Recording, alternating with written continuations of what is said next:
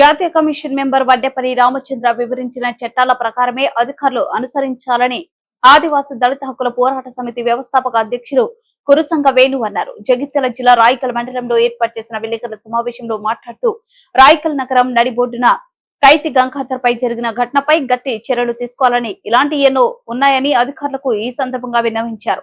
ముందుగా జిల్లా కలెక్టర్ ఎస్పీకి ధన్యవాదాలు తెలియజేస్తూ ఆదివాసీ దళిత సంపూర్ణ చట్టాలు పరిపూర్ణంగా అమలు కావడం లేదన్నారు. సంపూర్ణంగా మున్సిపల్ చట్టంలో దళితులకు రావాల్సిన కాంట్రాక్టర్లు కూడా మిస్ అవుతున్నాయని, కమిషన్ ముందు తప్పుగా కొందరు అధికారులు పలికారని వాపోయారు. ఆదివాసీ దళిత చట్టాలు సంపూర్ణంగా అమలు కావడం లేదని 1/70 చట్టం, భూ సంరక్షణ చట్టం, ఆదివాసీ ఏజెన్సీ చట్టాలు ఆదివాసీ గ్రామాల్లో అమలు పరచడం లేదని మినీ ఐటీడీఏ కావాలని కోరారు. ఈ కార్యక్రమంలో అంబేద్కర్ సంఘం నాయకులు 5 గంగాధర్ మరియు ఆదివాసీ సంక్షేమ సంఘం మండల అధ్యక్షులు ఆత్రం శేఖర్, తోటి సంక్షేమ సంఘం జిల్లా నాయకులు ఆత్రం సత్యనారాయణ, మిథులయ్య, వారి సంక్షేమ సంఘం తీరు కోవెల సురేందర్ తదితరులు పాల్గొన్నారు. నా పేరు కైతి గంగాధర్, రాయకల్ వాసిని. నేను రాయకల్ గ్రామంలో 5 ఎకరాల పొలం కౌలు తీసుకుని చేస్తుంటే ఆ దారిలో పోగా దొడ్డ వసంతరెడ్డి అనే రెడ్డి మరియు అతని కొడుకు వెంకటసాయి రెడ్డి, అతని భార్య లక్ష్మి నా మీద దాడి చేసి నన్ను నానా బూతులు కులహీనమైన బూతు తిట్టి ఆ తిట్టడంతో నేను పోయి 5వ నెల 20 తారీఖు నాడు నేను పోలీస్ స్టేషన్లో కంప్లైంట్ చేయడం జరిగింది. కంప్లైంట్ చేసిన తర్వాత ఇది సరైన దరఖాస్తు కాదు, ఈ సరైన దరఖాస్తు రాసుకత్తి ఇస్తేనే చేస్తామంటే మళ్ళీ దాన్ని దరఖాస్తు చేంజ్ చేసి రాయడం జరిగింది. అయినా కూడా ఆయనను అరెస్ట్ చేయకపోవడంగా మేము ఎస్ఐ చేస్తలేడని సిఐ దగ్గరికి వెళ్ళి, సిఐ కాదని డిఎస్పీ దగ్గరికి వెళ్తే డిఎస్పీ గారు ఎఫ్ఐఆర్ చేసారు. ఇప్పటికీ అతన్ని అరెస్ట్ చేయలేదు. A1 కానీ A2 కానీ A3 కానీ ఎవరిని కూడా అరెస్ట్ చేయలేదు. వాళ్ళు బయటనే తిరుగుతున్నారు. ఏంటి అంటే ఎవరు కూడా మాకు వివరణ ఇస్తలేదు.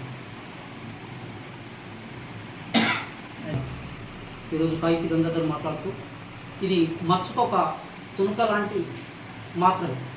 ఎందుకంటే ఈరోజు ఎందుకు ప్రశ్న మీడియా ముందరికి రావడం జరిగిందంటే, నిన్న గౌరవనీయులు, మహానుభావులు, మహనీయులు, మా ఎస్సీ జాతీయ స్థాయి మెంబర్,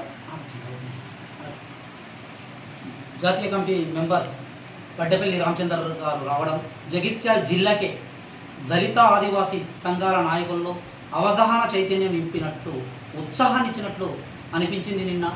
ముందుగా కలెక్టర్ గారికి, నూతన ఎస్పీ గారికి ధన్యవాదాలు తెలియజేస్తున్నాం.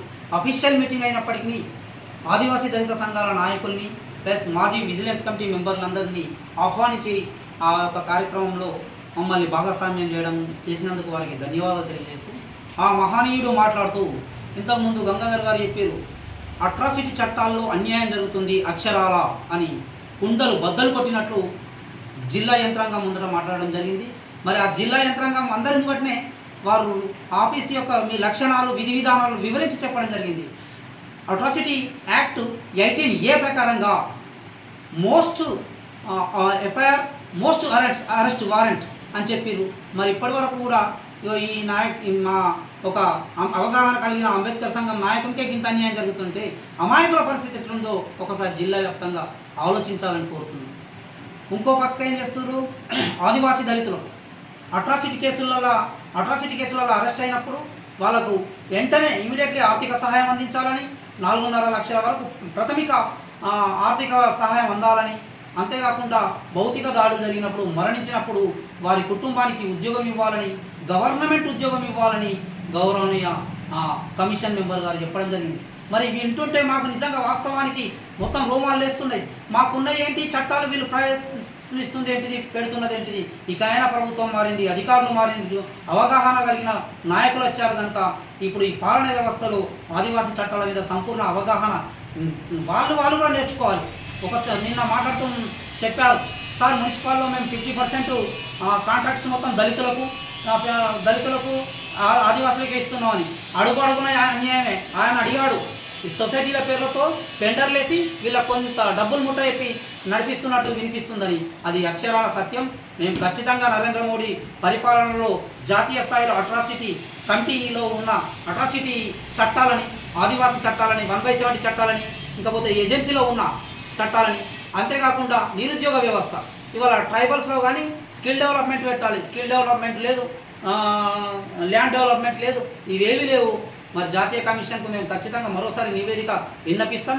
తొందరలో జాతీయ స్థాయిలో జగిత్యాల్లో జనసభ జరుపుతాం. ఇక్కడ నుంచి ఇట్లాంటి సాగనీయద్దు దయచేసి.